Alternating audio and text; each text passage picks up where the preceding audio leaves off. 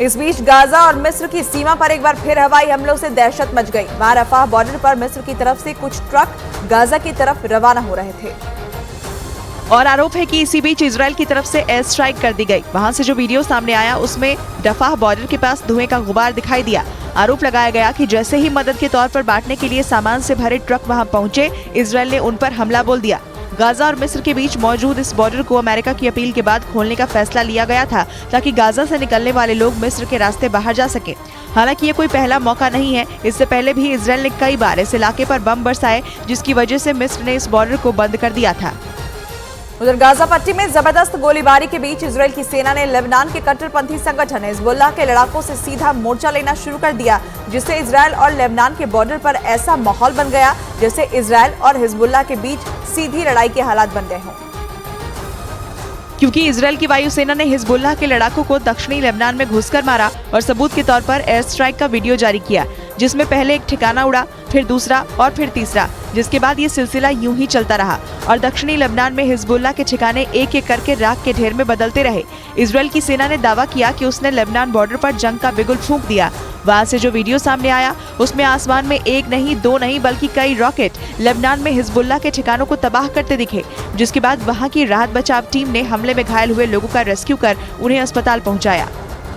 इस बीच इजराइल ने दावा किया कि उसने लेबनान बॉर्डर के पास हिजबुल्लाह के ठिकानों पर मिसाइलों की बौछार कर दी और उसके कई ठिकानों को तबाह कर दिया, जिसका उसने एक वीडियो भी जारी किया। और उस वीडियो में इजराइल का गुस्सा मिसाइलें बनकर चरमपंथी संगठन हिजबुल्लाह के ठिकानों पर बेतहाशा फटता दिखा।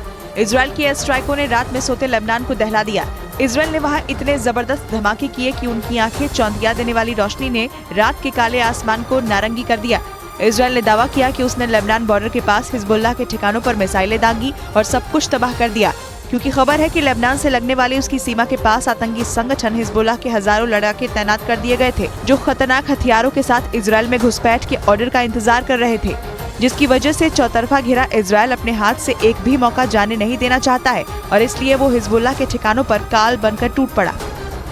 गाजा में सिर्फ और सिर्फ तबाही और बर्बादी नजर आ रही है। चारों तरफ मौत का मंजर है और हर वक्त यहाँ जिंदगी खौफ के साए में जी रही है। मिस्र से मानवीय मदद के लिए दरवाजे तो खुल चुके हैं, लेकिन हमास और इजराइल के युद्ध पर ब्रेक नहीं लगा है। जंग नॉन स्टॉप जारी है और दावे किए जा रहे हैं कि गाजा में सिर्फ इजराइल के हवाई हमले मौत नहीं बांट रहे, बल्कि हमास के रॉकेट भी गाजा में फट रहे हैं और तबाही और मौत की वजह बन रहे हैं।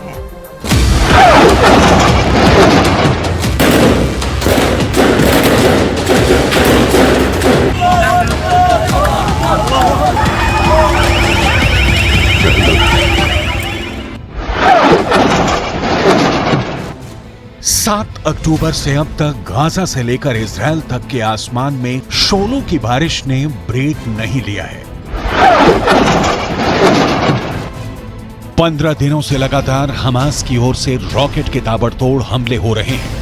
गाजा के उत्तर में इजराइल के शहरों के ऊपर ये रॉकेट उड़ते हैं।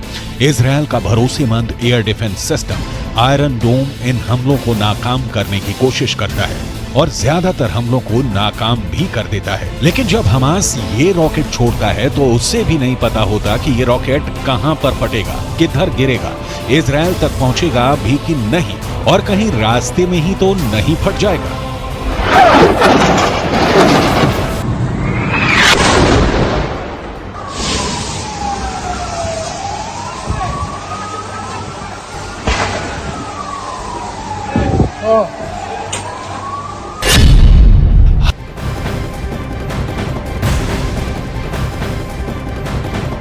युद्ध से जुड़ी बड़ी खबर इस वक्त आ रही है। गाजा पर इजराइल के हमले लगातार जारी हैं। इजराइल के हमले में 50 से ज्यादा लोगों के मारे जाने की खबर आ रही है। रात में इजराइल ने गाजा पर ताबड़तोड़ हमले किए थे। दरअसल जहां जहां भी हमास के आतंकियों की मौजूदगी की आशंका है, उन तमाम इलाकों को निशाना बनाकर अब इजराइल की ओर से हमले किए जा रहे हैं और ऐसे ही ताजा हमले में 50 लोगों के मारे जाने की खबर आ रही है।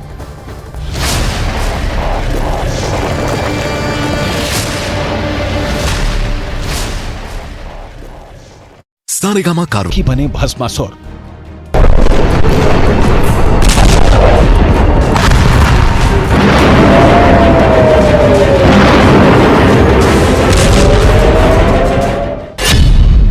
अपने ही रॉकेट से गाजा पर हमला।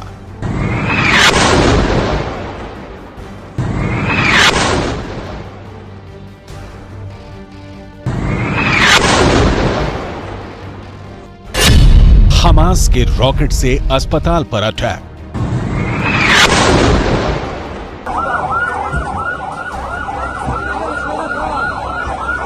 मंगलवार को गाजा के एक अस्पताल पर हमला हुआ। अस्पताल में सैकड़ों की संख्या में आम लोग और बच्चे मौजूद थे। 600 से ज्यादा लोगों की मौत हो गई और इस हमले के लिए हमास ने इजरायल पर आरोप लगाया कि इजरायल ने अस्पताल को निशाना बनाकर हवाई हमला किया और लड़ाकू विमान से बम गिराया।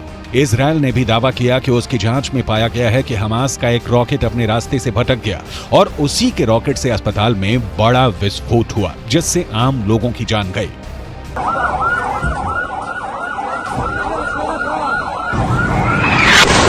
अब जरा इसकी पड़ताल देखिए। मंगलवार को शाम के 7 बजे से कुछ देर पहले गाजा के आसमान पर रॉकेटों की बौछार होती है, जिसमें से एक रॉकेट रास्ता भटक जाता है और हवा में ही बिखर जाता है और फिर उसी इलाके में एक बड़ा विस्फोट दिखाई देता है। ये गाजा का अल अहली अरब अस्पताल है, जहां ये विस्फोट हुआ और सैकड़ों आम लोगों की जान चली गई। एसोसिएटेड प्रेस के मुताबिक उन्होंने इसकी पड़ताल की। अस्पताल में विस्फोट से पहले, उसके दौरान और उसके बाद के 1 दर्जन से ज्यादा वीडियो और सैटेलाइट तस्वीरों का विश्लेषण किया और दावा किया कि उसकी जांच से पता चला है कि हमास का रॉकेट गाजा के अंदर से दागा गया और वो उसी क्षेत्र में हवा में फट गया और रॉकेट का एक हिस्सा जमीन पर गिरा, जिससे अस्पताल में विस्फोट होने की सबसे अधिक संभावना है। The particular weapon used here is a bit larger and more sophisticated, but they are ultimately comparatively crude, and the failure rate of rockets is high in the best of times, and even for Western militaries, with the very highest and most expensive capabilities. So it is not surprising a number of weapons fail, and it is well known that a number of weapons will drop inside Gaza and do drop inside Gaza and do unfortunately kill civilians in Gaza during these sorts of confrontations. Expert मानते हैं कि rocket के मामले में अच्छी से अच्छी सेना में भी नाकामी की संभावना बनी रहती है, लेकिन गाजा में अस्पताल पर हमले के मामले में सिर्फ वीडियो और सैटेलाइट तस्वीरों से पूरी जानकारी हासिल नहीं की जा सकती। इसके लिए जमीन पर फॉरेंसिक सबूतों की जरूरत होगी और युद्ध के बीच में जमीन पर सबूतों को ना तो हमास साझा कर रहा है और ना ही हमास के दिए सबूतों पर विश्वास किया जा सकता है।